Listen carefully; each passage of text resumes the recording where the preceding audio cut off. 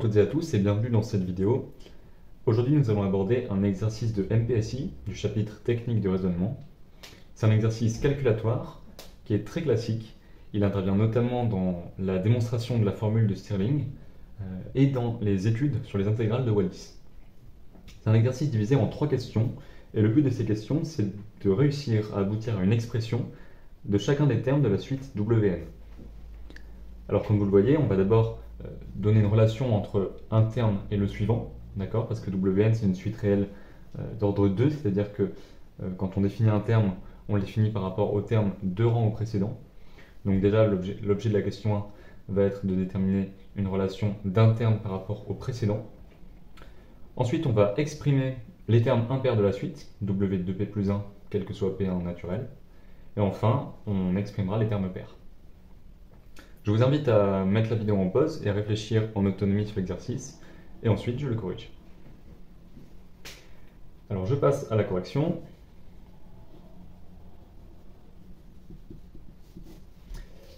Déjà pour la question 1, le procédé que nous allons employer c'est la récurrence. Pourquoi la récurrence? Eh bien d'abord parce qu'on nous demande de prouver une propriété quel que soit n un entier naturel. Donc ça doit alerter, ça doit être un indice qu'il est nécessaire ou utile de faire une récurrence. Ensuite, le deuxième élément, c'est qu'on est face à une suite définie par récurrence. Donc on va certainement pouvoir utiliser la définition de cette suite dans notre hérédité. Et au niveau du type de récurrence que l'on va faire, eh bien, on penche sur une récurrence double parce que justement, on définit un terme de la suite par rapport au terme, pas au terme précédent, mais à celui d'encore avant. Donc on pense à une récurrence double. Donc on raisonne par récurrence double. Et je vais appeler Hn ma propriété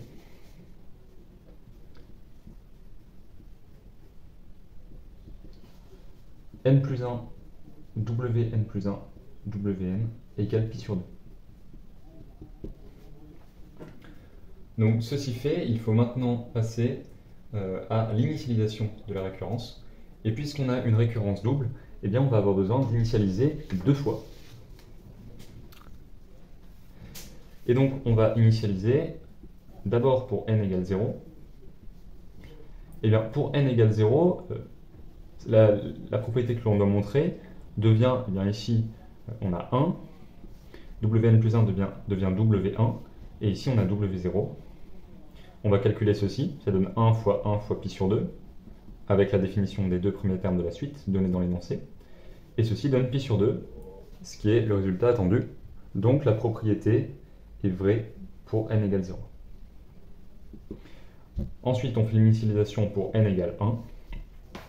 Ça va devenir 2 fois W2 fois W1. On doit calculer cette expression. Le problème, c'est qu'on n'a pas directement W2. On ne nous donne pas W2 dans l'énoncé.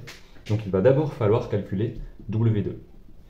Donc pour le calcul de W2, c'est simple. On se sert de la relation de récurrence de la suite, c'est-à-dire de cette relation qu'on va écrire pour n égale 0.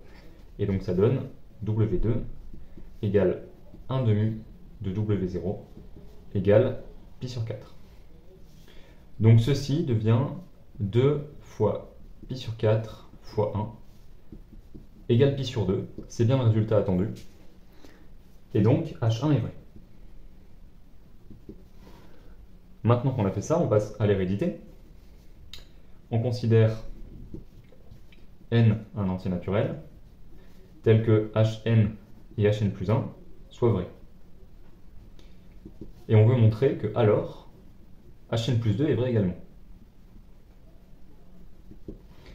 Et bien pour ceci, on va écrire ceci au rang n plus 2. Et on va calculer. Donc, ça devient n plus 2 plus 1 Wn plus 2 plus 1 Wn plus 2. C'est égal à n plus 3 Wn plus 3 Wn plus 2. Et pour calculer Wn plus 3 et Wn plus 2, eh bien, on va utiliser à nouveau la relation de récurrence donnée par l'énoncé. Donc c'est égal à n plus 3. Wn plus 3, ça va être n plus 2 sur n plus 3 Wn plus 1. Et Wn plus 2, ça va être n plus 1 sur n plus 2, Wn. Pour faire ça, j'utilise la relation qui est là, qui est donnée par l'énoncé. Maintenant, je fais quelques simplifications. On a le n plus 3 au numérateur et au dénominateur. Idem pour n plus 2. Et donc on retrouve n plus 1, Wn plus 1, Wn, qui est exactement le membre de gauche de la propriété Hn. Et comme on suppose que Hn est vrai, eh bien, on a bien ceci égale pi sur 2. Donc finalement, n plus 3, Wn plus 3, Wn plus 2 égale pi sur 2. Donc on a bien Hn plus 2 qui est vrai.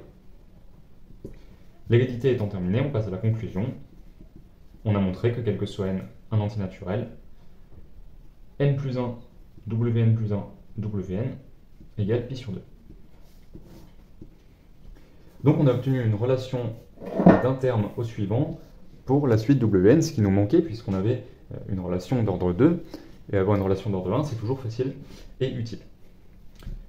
Question 2, on va vouloir montrer, je réécris l'énoncé de la question 2, que quel que soit P un antinaturel, W2P plus 1 est égal à 2 à la puissance de P, P factoriel au carré sur 2P plus 1 factoriel. Donc on veut donner l'expression explicite des termes impairs de la suite. Alors pour ce faire, eh bien, on va se servir à nouveau de la relation de récurrence qui est donnée par l'énoncé. Je prends un antinaturel P et je vais essayer d'exprimer W de P plus 1.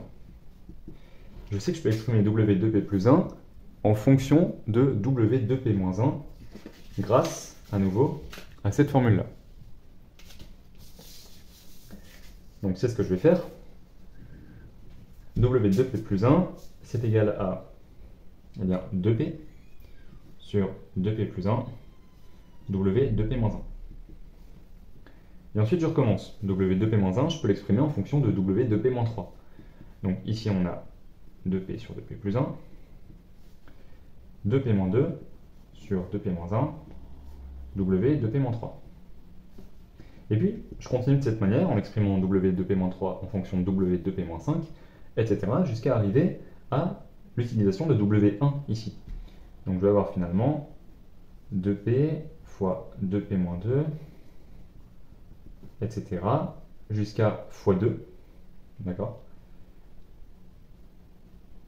divisé par 2P plus 1 fois 2P moins 1, etc. jusqu'à x1, le tout fois W1, et ce qui est bien, c'est que W1, on le connaît, il nous est donné, W1, ça vaut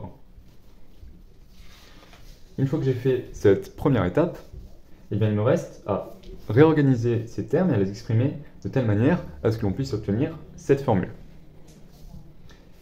Donc, W de P plus 1, c'est égal en fait à, eh bien ici, on va factoriser par 2 puissance le nombre de termes. Alors combien y a-t-il de termes au numérateur? Eh bien on voit que ici, quand on descend de 2 rangs, on rajoute un terme. À chaque fois que je descends de 2 rangs pour W, je rajoute un terme. Et pour passer de 2P plus 1 à 1, d'accord, je suis descendu de 2P rangs.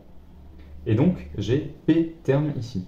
Donc je peux factoriser par 2 puissance P. Et il va rester, du coup, tout ceci, où on divise à chaque fois par 2, eh bien P fois P moins 1, fois P moins 3, etc. jusqu'à x1.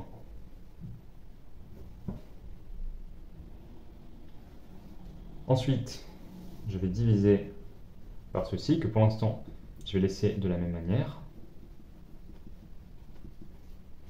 Le x1, je l'omets.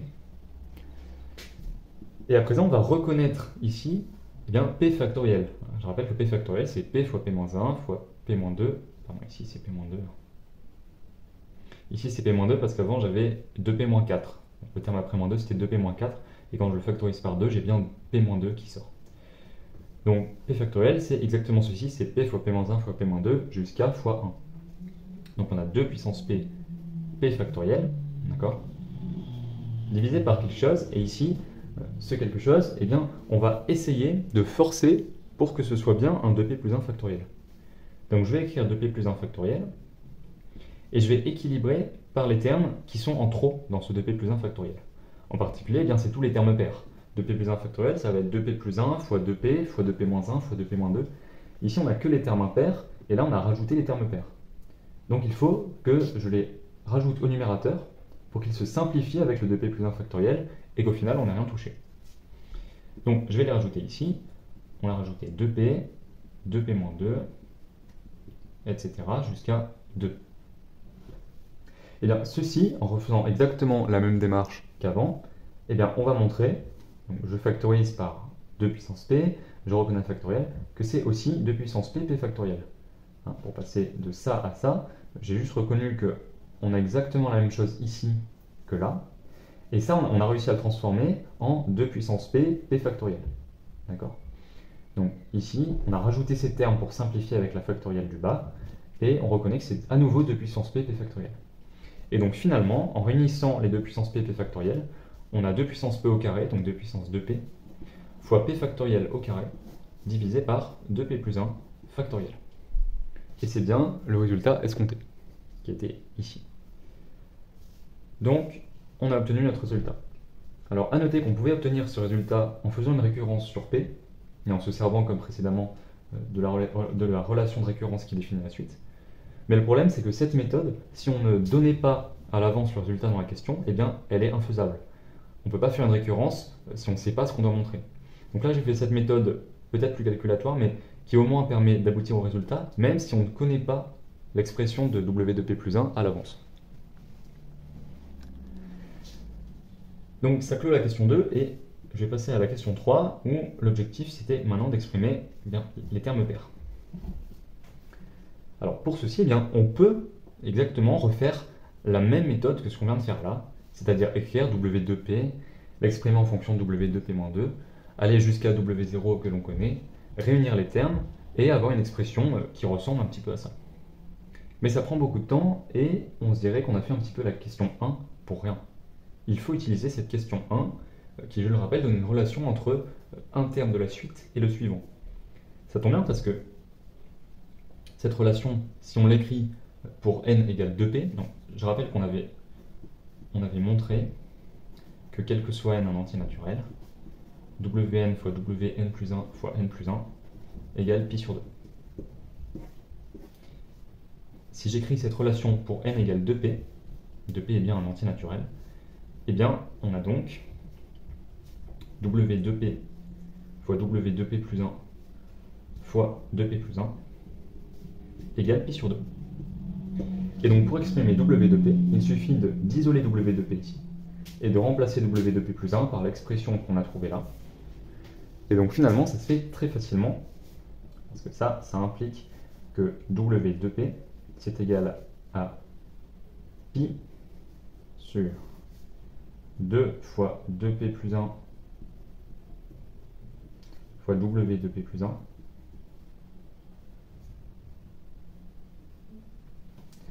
et je vais remplacer w2p plus 1. On a donc pi divisé par 2 fois 2p plus 1. Là, on a 2p plus 1 factoriel. D'accord, le dénominateur de w2p plus 1 passe au numérateur. Et en dessous, on a 2 puissance 2p, p factoriel au carré. On va réorganiser un petit peu tout ça. On obtient donc pi fois 2p factoriel, parce qu'on divise par 2p plus 1 ici.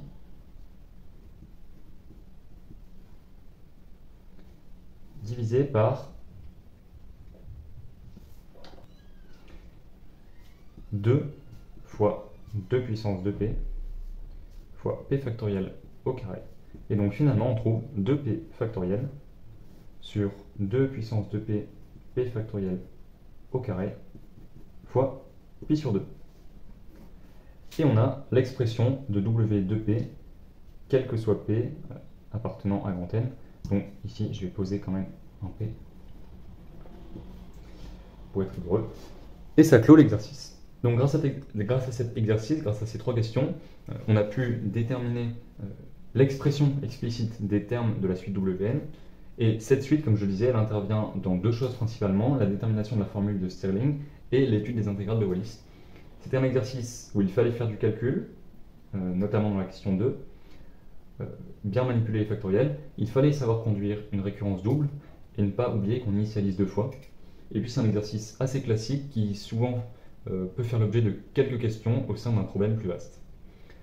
J'espère que la vidéo vous aura plu, que l'exercice vous aura intéressé. Je vous invite à le refaire en autonomie si vous n'avez pas réussi à le faire tout seul. N'hésitez pas à me faire part de vos suggestions en commentaire, et puis je vous souhaite bon courage. À bientôt!